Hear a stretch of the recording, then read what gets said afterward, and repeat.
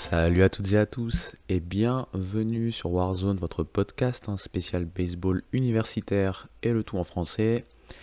Bien content de vous retrouver après une semaine, une semaine exceptionnelle qui nous a montré ce qui se fait de mieux et de pire entre guillemets en termes d'émotion, en termes de des fois d'erreurs dans le jeu du baseball universitaire. C'est là où on se rend compte que ça reste des joueurs amateurs, encore étudiants, qui n'ont pas encore le statut professionnel et dont les émotions peuvent prendre le pas sur l'aspect purement sportif et amener à des erreurs. Mais bref, on va en reparler bien entendu.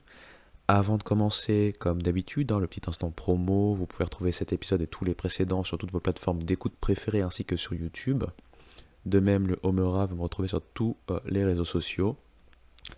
Et sur toutes ces paroles, on va pouvoir commencer sans plus tarder. C'est parti!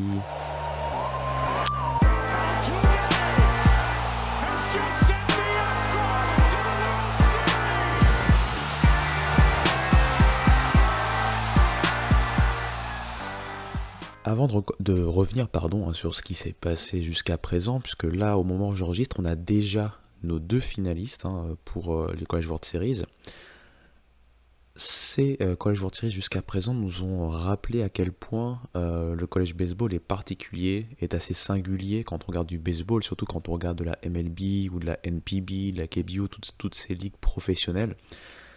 On retrouve un facteur émotionnel très intense au niveau du college baseball. On l'a encore vu justement ces derniers jours et notamment hier. Et on doit se rappeler que même si ce sont des étudiants athlètes, il y a cet aspect étudiant, il y a cet aspect jeune qui entre en compte. Ce sont des jeunes qui ne sont peut-être pas pour la plupart encore complètement même formés physiquement. Il y en a qui ont à peine 19 ans. Il y en a même s'ils ont 20 ans, peut-être qu'ils ne sont pas encore au firmament, ou en tout cas entre guillemets terminé, désolé pour l'expression, mais terminé physiquement et émotionnellement parlant. Et ces College World Series nous l'ont rappelé en fait, puisqu'ils sont assez exceptionnels, non pas forcément par le niveau de jeu qui est affiché, mais par l'intensité, et justement, encore une fois, ces émotions qu'ils sont carrément affichées publiquement par ces joueurs en plein match. Mais on va y revenir en rappelant ce qui s'est passé jusqu'à présent dans un ordre plus ou moins chronologique et en se focalisant par bracket. Donc je vais commencer par le bracket numéro 1, je le rappelle, il était composé donc d'Oregon State, de Coastal Carolina, d'Arizona et de Louisville. Dès le vendredi, on a donc vu ces équipes s'affronter, avec notamment un premier match entre Coastal Carolina et Arizona, qui a vu Coastal Carolina étendre sa winning streak. Je rappelle qu'à l'entrée des College World Series, ils étaient déjà à 23 victoires d'affilée. Ils sont clairement chauds comme la braise et spoiler, ce n'est pas fini avec eux. Ils se sont entre guillemets débarrassés, et c'est un grand mot puisque Arizona a longtemps pu croire en ses chances, mais ils se sont débarrassés au final des Wildcats dès le vendredi, en partant donc dans le bracket des vainqueurs. Je rappelle encore ce format double élimination, c'est-à-dire que tant que vous n'avez pas perdu deux fois, vous êtes toujours en course. Donc Arizona, première défaite, ils se retrouvent dans le bracket entre guillemets des perdants, alors que Coastal Carolina se retrouvait du côté du bracket des gagnants. On a eu ensuite le premier match à rebondissement de ces College World Series entre Oregon State et Louisville, et pas le dernier, avec une victoire au finish en walk-off d'Oregon State. Oregon State qui a dominé, notamment avec une performance de son pitcher starter. Je pense que c'est Dax Whitney de mémoire. Je vous rappelle moi les noms, c'est toujours impressionnant. C'est le freshman, donc je pense que c'est Dax Whitney qui a tenu sur son start en ne prenant qu'un seul run. Oregon State a mené pendant la plupart du match 3-1 avant de perdre un peu ses nerfs au niveau concentration et enchaîner des erreurs qui ont permis à Louisville de revenir, de recoller dans la 9e manche à 3 partout. Et ensuite, il a fallu donc un walk-off de Oregon State pour s'en sortir et se retrouver du côté du bracket des vainqueurs, tandis que Louisville devait affronter dans un match de la peur Arizona.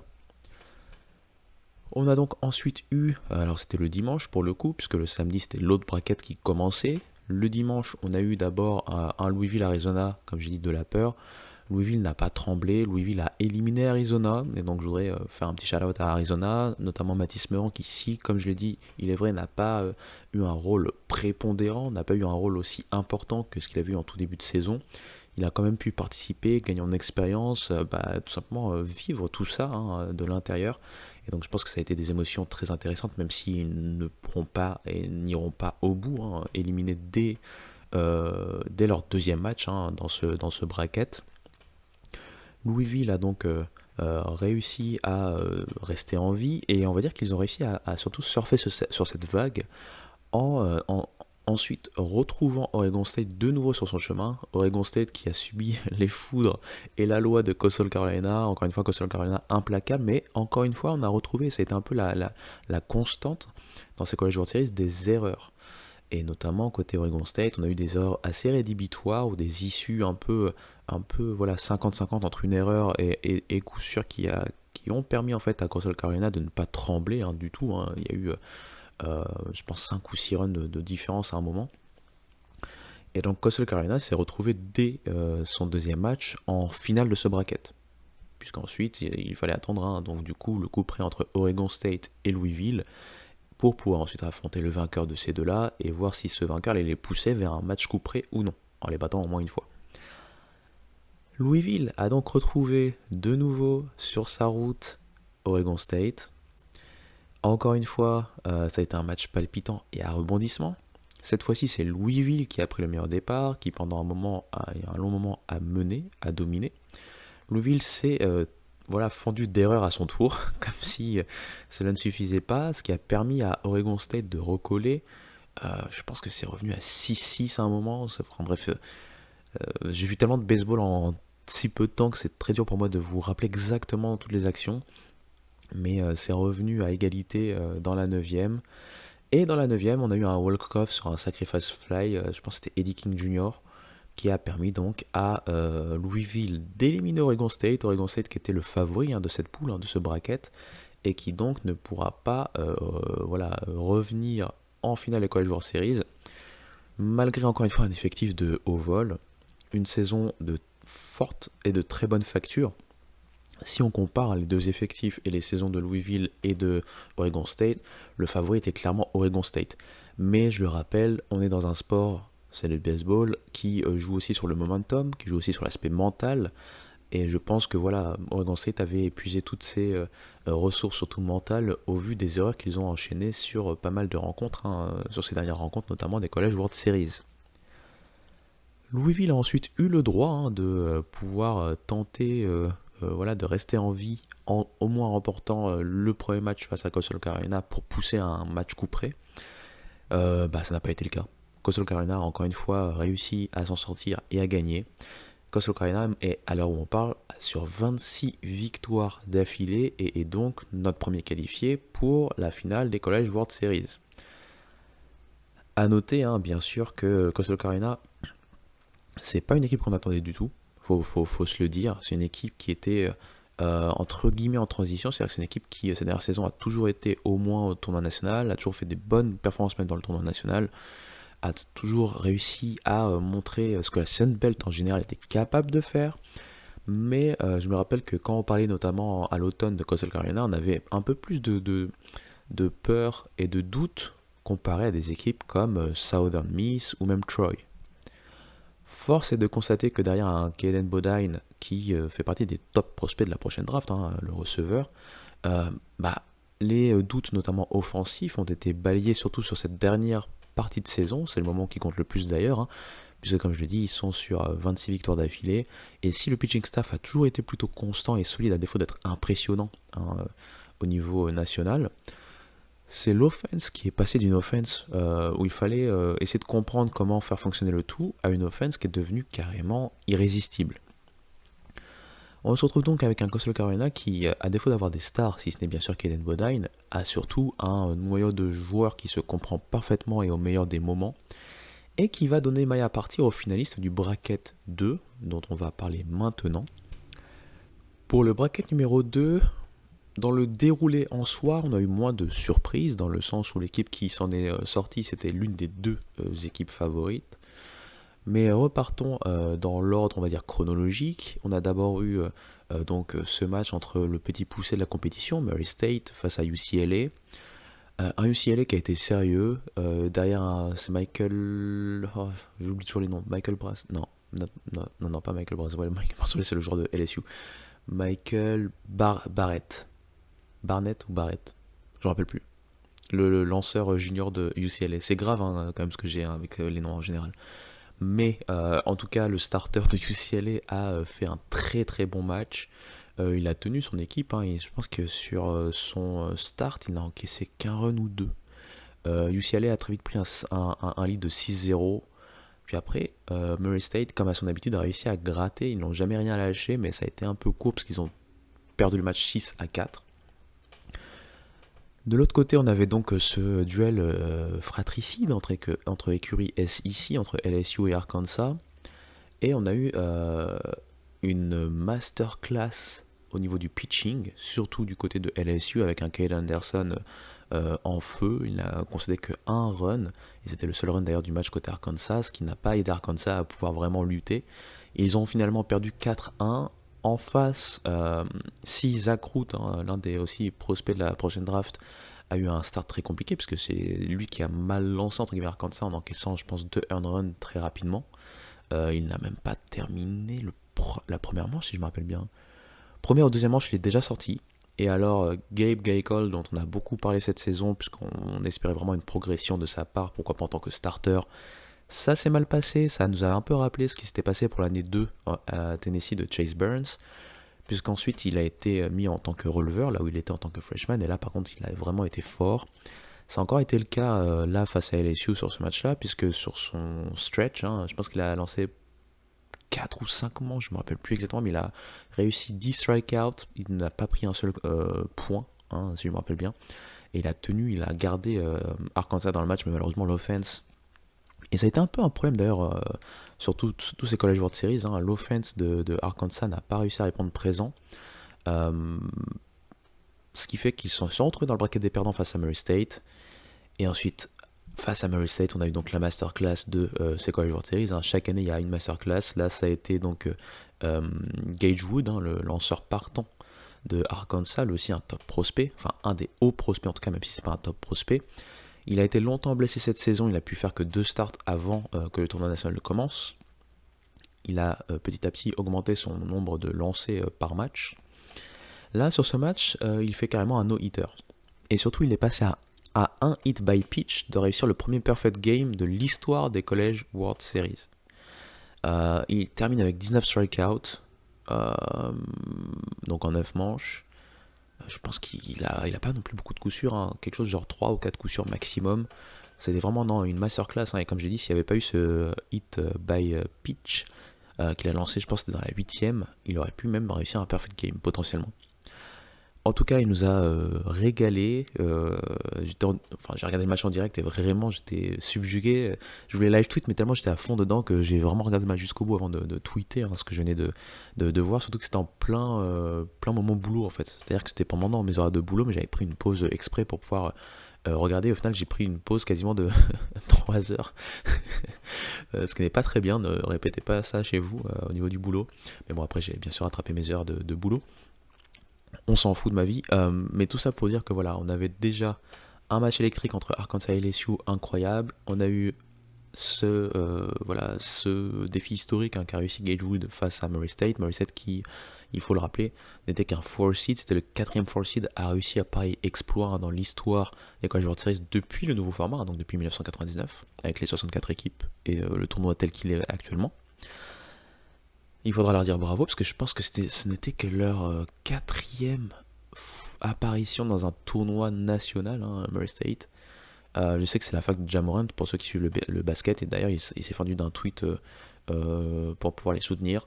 Mais en tout cas, bravo à eux, on espère que ce n'est que le début d'une belle aventure pour eux.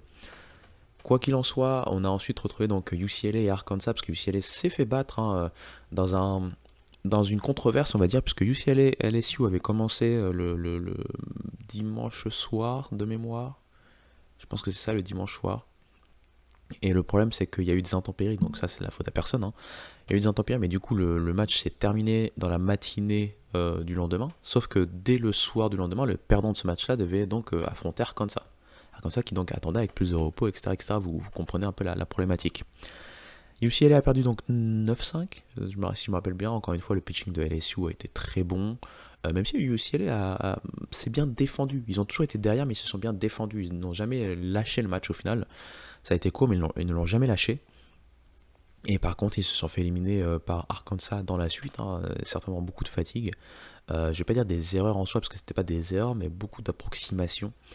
Et donc Arkansas a pu avoir sa revanche, hein, face à LSU, revanche qui s'est passée hier soir. Et je vous le dis direct, Arkansas n'a pas failli à sa réputation de loser magnifique, puisque, je le rappelle encore une fois, en 2018, ils peuvent remporter le tournoi national. Ils sont en finale de College World Series face à Oregon State. Ils sont même devant dans le match couperé et ils sont à 1. Je pense que c'était. Alors, je me rappelle plus si c'est une balle faute qu'ils galèrent à récupérer à cause de ça. Bah, ils relancent le match. Je pense que c'est quelque chose comme ça. Ils relancent le match et au final, ils perdent ce match et ils perdent la série, donc la saison, le tournoi. Et là, alors on a eu un match dantesque. C'est un match vraiment dantesque, avec des revanches, des histoires dans le match, etc. etc. Par exemple, le premier match, hein, j'en avais pas parlé, mais c'est vrai que LSU avait gagné 4-1, mais LSU s'était quand même fait strikeout 16 fois dans le match. C'est-à-dire que c'est très rare, hein, pour une équipe de réussir à s'en sortir en étant strikeout 16 fois. Un des joueurs qui avait eu vraiment beaucoup de problèmes sur ce premier match, c'était Jared Jones. Et spoiler, Jared Jones a été prépondérant dans la victoire finale de LSU, parce que LSU a gagné. Mais bon, après 5 premières manches, on n'était que à 1-0 pour Arkansas. Dans la sixième manche, Jay Johnson fait entrer un pinch hitter, Jake Brown, et Jake Brown réussit un two-run single, et ça permet aux Tigers de passer à 2-1. Dans la huitième manche, Arkansas mène 3-2, enfin ils arrivent à renverser le score en menant 3-2, et ensuite, donc Jared Jones va réussir ce qu'il fallait réussir, on va dire, pour faire passer LSU devant au meilleur des moments. Mais il faut quand même en parler. Ce qui s'est passé à la fin du match pour Arkansas est vraiment, c'est dévastateur en fait. C'est vraiment, voilà, on a eu des pleurs par rapport à ça. C'est vraiment un enchaînement de séquences malencontreuses, des erreurs, peut-être un peu de malchance aussi, qui ont donc permis de remettre LSU dans le match. Donc je vous remets le contexte. On est en bas de 9ème. LSU est mené 5-3. Ils sont menés 5-3. Il y a, si je me rappelle bien, 2 joueurs qui sont sur base en première base et en deuxième base. Et là, il y a une balle qui arrive en jeu. Cette balle arrive en jeu et Weiwa Aloy, qui est l'un des meilleurs prospects, un Golden Spikes finaliste, etc., etc., le shortstop, a le choix entre éliminer le runner qui était donc le plus loin, qui était déjà en deuxième base, qui pouvait aller en troisième base, mais il a aussi l'occasion de réussir un double play. Il y a déjà un out à ce moment-là, donc le double play paraît être la meilleure solution, dans le sens où, même si le double play ne marche pas, tu l'as tenté et tu as toujours 2 outs. Là, en fait, il choisit, entre guillemets, la stratégie de, ok, je vais être sûr qu'il n'y a personne au-delà de la deuxième base, en éliminant juste celui qui partait de la deuxième base à la troisième base. Ce qui fait qu'on a 2 joueurs maintenant sur base, au lieu d'avoir fini le match. Ça, c'est à noter. C'est-à-dire qu'ils étaient à un double play de finir le match, déjà. Donc ça, c'est la première décision qui est un peu controversée, on va dire. Et ensuite, on retrouve... alors, si je dis pas de bêtises, justement, c'est Jared Jones qui frappe à ce moment-là, ou est-ce que c'est Jared Jones qui frappe le walk-off? J'ai un trou à ce moment-là. Mais en gros, on a un premier...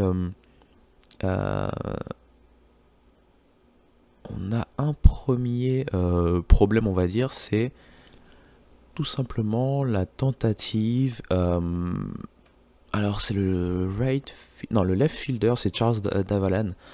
Alors, je vous remets dans le contexte. D'ailleurs, c'est pas Jared Jones, c'est Luis Hernandez, voilà, c'est ça. Luis Hernandez, il frappe, voilà, un line drive. Donc vraiment, ça peut même tomber sur le terrain, voilà, il n'y a pas de souci. Charles Alavan veut tenter de la récupérer en vol, il veut tenter de voilà, l'attraper en vol, mais il va glisser. Enfin, c'est un peu bizarre, c'est comme une glissade non maîtrisée, plus une tentative de plongeon un peu bizarre, et en fait, la balle tape, je pense, son gant et passe au-dessus de lui, et donc du coup, ça permet aux deux base runners sur les trois, parce que maintenant Lucien Hernandez est en jeu, de revenir voilà, à la maison, entre guillemets, et donc, de 5-3, on passe à 5-5. Donc déjà, la décision de Weiwa Aloy, qui est toujours difficile à expliquer maintenant, elle est encore plus dévastatrice dans le sens où juste après on a donc cette issue malheureuse avec cette sorte de glissade bizarre qui remet en jeu, voilà. Là le match pouvait être fini en fait avec le catch en plein vol de ce line drive de la part de Charles Avalan. Le match était fini, on aurait eu un match coup près pour décider du vainqueur et qui irait en finale. Mais là le match est relancé, on est à 5-5 et je rappelle qu'on est en bas de 9ème, c'est-à-dire que LSU peut walk off. Et donc voilà, entre Jared Jones va tout simplement réussir à frapper. Alors, là encore une fois, j'ai pas envie de dire que c'est une erreur, j'ai pas envie du tout comment je peux dire ça, de blâmer en fait le second de base, c'est Cozy de mémoire, le second de base. La balle, elle est parfaitement frappée en termes de force de la part de Jared Jones. Elle arrive un tout petit peu au-dessus du deuxième base, dans Cam Kozil, et c'est un jeu qu'on a déjà vu des joueurs réussir. C'est-à-dire arrêter cette balle qui arrive vite, une sorte d'autre line drive, on va dire, entre guillemets, qui arrive fort et vite vers la deuxième base. Et en général, il faut sauter, être bien millimétré et l'attraper. Donc il saute bien, il tente de l'attraper, mais il la fumble, en fait, on va dire. En tout cas, ça tape son gant, mais il n'arrive pas à l'attraper, et donc ça touche le sol, et malheureusement, c'est le walk-off, tout simplement. Donc, je pense pas que ce soit une erreur en soi. Si on regarde bien, je pense même pas que ça a été noté comme une erreur, de toute façon, ça a été noté comme un base hit, un walk-off hit, et ça fait sens dans le sens où c'est pas une erreur, c'est juste que la balle était tellement forte et bien frappée que s'il arrive à faire le play, c'est un play exceptionnel. Il n'a pas réussi à faire le play, mais ce qui doit être frustrant, et c'est pourquoi il est sorti en pleurs d'ailleurs, c'est qu'il l'avait proche du gant. C'est vraiment, ça a tapé son gant, c'est tombé. Et malheureusement, c'est ce qui a permis à LSU de passer et d'éliminer Arkansas. Et donc Arkansas, aujourd'hui, si vous allez sur les réseaux sociaux, Arkansas est comme souvent moqué, notamment par l'un de ses rivaux, Tennessee. Puisqu'encore une fois, alors qu'ils avaient une fenêtre de tir pour pouvoir aller remporter un titre, ça avait l'air sur le papier d'être la meilleure équipe, clairement, des 8 équipes finalistes, même si LSU n'est pas loin derrière, mais sauf que la différence entre Arkansas et LSU sur ce qu'on avait vu jusqu'à présent, c'était l'offense. L'offense d'Arkansas avait montré beaucoup plus de garantie que l'offense de LSU. Mais, comme je l'ai dit à chaque fois, c'est un sport de momentum, c'est un sport très spécial et particulier, où l'approche mentale et le momentum font que vous pouvez déplacer des montagnes, tout simplement. Coastal Carolina est en train de surfer sur une vague de 26 victoires consécutives et LSU était l'une des équipes les plus chaudes de ce tournoi national, alors que pour Arkansas, il n'était pas forcément froid, mais certains joueurs clés, comme justement Aloy au niveau offensif, ont eu plus de mal à être réguliers que ce qu'ils avaient montré sur la plupart de la saison. Dans tous les cas, encore une fois, c'est dramatique et ça montre ce dont je parlais, l'aspect émotionnel, l'aspect mental. Ce sont des étudiants athlètes, non des professionnels. Et tout ça a un peu joué peut-être dans les têtes d'Arkansas, un Arkansas qui voulait coûte que coûte être cette mouture, cette promotion qui allait enfin apporter un titre à Coach Von Horn, parce que je rappelle, Coach Von Horn, c'est un coach quelque part Hall of Famer, mais qui n'a toujours pas remporté de titre, alors qu'il y a eu plusieurs fenêtres, et souvent, c'est ce qu'on voit avec Arkansas, ça se passe mal, mais de manière un peu spéciale, qui sort un peu de l'ordinaire. Voilà, c'est toujours un peu compliqué, mais bizarre en fait. Je sais pas comment expliquer ça de meilleure manière, mon français m'échappe, mais tout ça pour dire que voilà, c'est toujours assez atypique. Voilà, atypique est le mot, je pense. Dans tous les cas, exit Arkansas et LSU rejoint donc Coastal Carolina en finale de ces College World Series.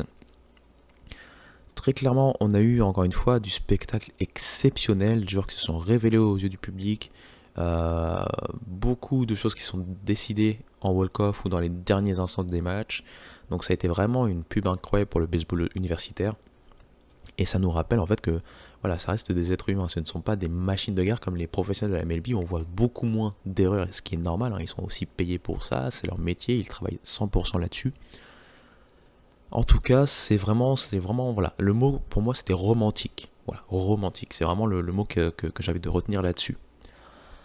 Voilà un peu pour ce retour sur ce qui s'est passé. Laissez-moi faire une petite pause et ensuite moi je vous donne mon prono hein, très rapidement parce que malheureusement j'ai des obligations professionnelles qui me font, je suis en déplacement en fait pour être concret avec vous, qui font que ce podcast sera aussi très court hein, comme malheureusement dernièrement ça a été le cas. Mais je reviens, petite respiration, j'arrive.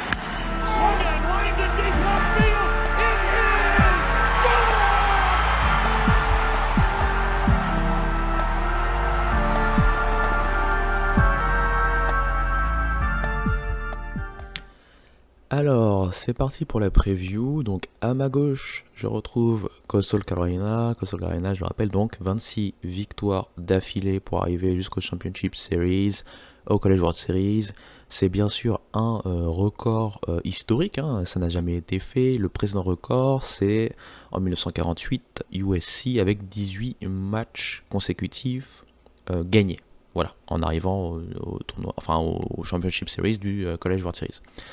Donc ça veut dire 77 ans, un record vieux de 77 ans a été battu et par 8 matchs pour l'instant, enfin par 8 matchs dans tous les cas, par les Chanticleers. Ce qui est important à noter pour moi, c'est que ça ressemble vraiment à une équipe qui est là et prête à gagner. C'est une équipe prête à gagner dans le sens où encore une fois, il n'y a pas de gros stars. Bien sûr, Kalen Bodine, c'est la star, puisque c'est le joueur dont on parle quand on parle de joueur à haut potentiel pour la draft, hein, le receveur. Mais après ça, on a des noms qu'on ne connaît pas forcément. On a des joueurs, par exemple, je pense des joueurs qui sont très expérimentés. Je pense à Sébastien Alexander, notamment. Et puis, on a des joueurs un peu plus explosif au niveau de l'infield, je pense à Blake Bartol, mais il n'y a pas de nom qui ressort, c'est vraiment un groupe. Pareil au niveau du pitching staff, au niveau du pitching staff, il n'y a pas de nom particulier incroyable. Je sais que Riley Acuff, on en parle beaucoup puisque il est l'un des starters, et c'est le starter senior, donc il a une certaine expérience, mais voilà, c'est pas non plus le joueur incroyable en soi en termes de lanceur. Tout simplement. Ce qu'il faut noter pour finir avec Coastal Carolina, c'est surtout qu'en fait, comme je le disais en préambule, c'est une équipe qui était entre guillemets en transition.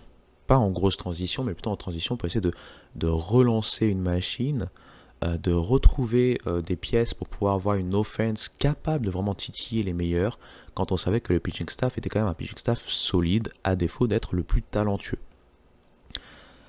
Maintenant, quand on voit le nombre de victoires d'affilée, quand on voit surtout cet aspect mental qui est très important et qui a l'air d'être vraiment dans leur sens jusqu'à présent, c'est difficile de voir une équipe les battre, même si l'équipe qui vient face à eux, c'est pas n'importe qui, c'est LSU. LSU, c'est Kyle Anderson par exemple en termes de pitching, donc la star, si on nommait bien sûr Jamie Arnold, mais la star pitcher de cette saison au niveau du college baseball en termes de starter.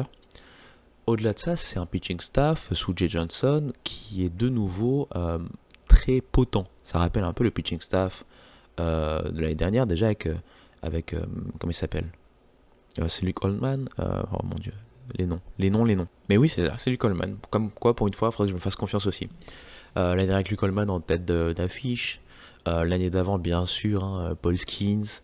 Souvent sous Jay Johnson, hein, sur les 3-4 saisons sous Jay Johnson, on a souvent eu un pitching staff très potent.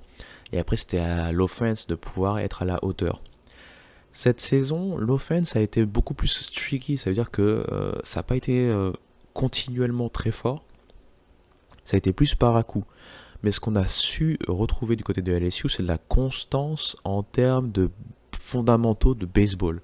Ça veut dire que dans leur effectif, quand on regarde, à part Jared Jones, comme je le disais souvent, on a très peu de joueurs qui peuvent, de manière constante, hein, peut-être Derek Gurriel à la rigueur, mais de manière constante, frapper du home run, frapper en puissance.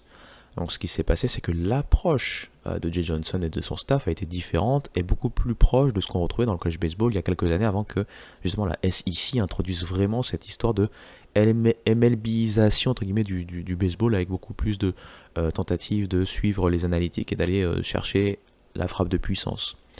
Donc LSU a bien combiné le small ball, les opportunités avec la puissance beaucoup plus irrégulière de son groupe, de son line-up. Et force est de constater que notamment même dans ces College World Series, LSU trouve toujours des manières de scorer. C'est vraiment un jeu d'opportunité, ça me rappelle un peu ce qu'on voyait du Kentucky de l'année dernière et de l'année d'avant en fait. Très hybride, capable de capitaliser sur les erreurs bien entendu, mais capable surtout de faire mal au moment où il faut faire mal. LSU, comme je le disais, le premier match face à Arkansas, il le gagne 4-1. Ils ont toujours réussi à monter sur base, même si c'était par des walks ou quoi qu'est-ce, pour pouvoir compenser le nombre de strikeouts qui a été concédé. Je rappelle, 16 quand même, c'est beaucoup. LSU, c'est Michael Braswell, c'est Jared Jones, c'est Derek Courriel, c'est Luis Hernandez. C'est Hernandez, je me rappelle plus son prénom, excusez-moi, encore une fois. Je suis pas sûr à 100%, donc j'ai pas envie de dire une bêtise. Mais c'est beaucoup de joueurs qui, à défaut d'être des stars pures, sont des joueurs très solides avec une certaine expérience aussi du college baseball et notamment de la SEC. C'est des joueurs, pour certains, notamment Jared Jones, qui ont été titrés. Je rappelle, il y a 2 saisons. C'est ce qui peut faire pencher la balance pour moi du côté de LSU. Il y a plus de talent déjà joueur à joueur du côté de LSU sur le papier, mais là à ce moment-là de la compétition, le papier n'existe plus, il faut plus se référer juste au papier, mais c'est une équipe qui a prouvé que mentalement, que dans ses fondamentaux, que dans son envie, que dans ses répétitions, ils essaient toujours d'agresser, de trouver les opportunités pour scorer, ils sont très dangereux. Mais par contre, c'est une équipe qui a montré aussi que offensivement, même s'il y a cette continuité en termes d'opportunités, c'est beaucoup moins potent. Alors que Coastal Carolina a su montrer, notamment sur ses College World Series, qu'il pouvait être très très très potent au niveau offensif, au niveau puissance. Là, même le match face à Louisville, c'est 11-3 au final, et je peux vous dire, Louisville n'a même pas eu on va dire l'occasion d'espérer, de respirer et d'espérer. Donc, tout ça pour dire, je vais parler pas mal, mais tout ça pour dire que c'est difficile à pronostiquer, mais moi je vais partir sur LSU. Alors ça paraît être la facilité quand on parle de papier, mais encore une fois, le papier vous l'oubliez. Pour moi, LSU a un ace complètement identifiable et identifié, c'est le meilleur lanceur des 2 équipes, clairement, Cade Anderson. Donc je ne sais pas quelle va être la tactique et la stratégie de Jay Johnson, peut-être le faire lancer lors du match couperé du dimanche, parce que je rappelle, ça commence le samedi.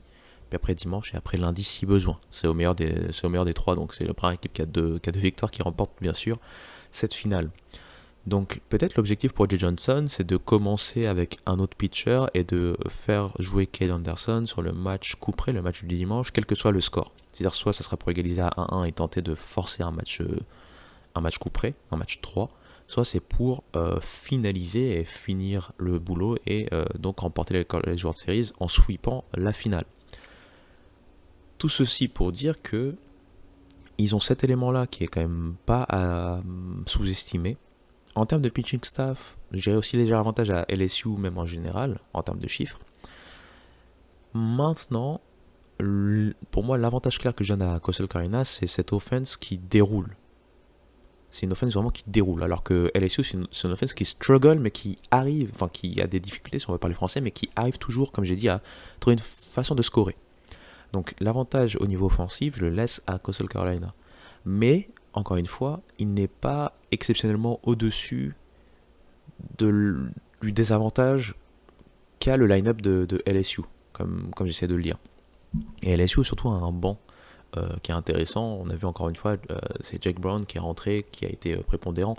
Tout ça pour dire que LSU a beaucoup plus de cordes à son arc, pour moi, pour réussir là où Coastal Carolina va devoir être juste sur son nuage en fait. En fait, Coastal Carolina, s'ils arrivent à rester sur leur nuage, oui, ils gagnent.